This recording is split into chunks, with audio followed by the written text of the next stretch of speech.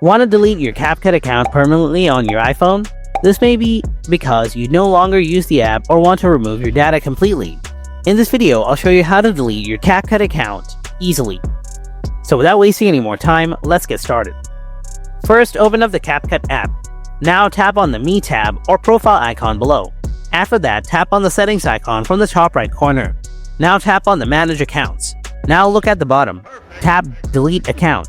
Now CapCut may ask for verification through your linked account, like Apple ID, Google, or TikTok. Tap Continue.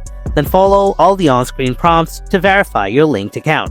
After that, CapCut will display a confirmation or warning page listing all the data you will lose, like projects, templates, etc.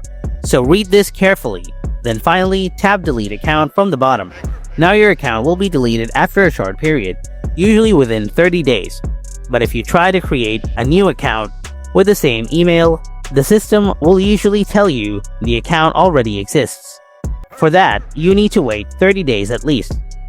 But after the 30 days, you can create a new account with the same email.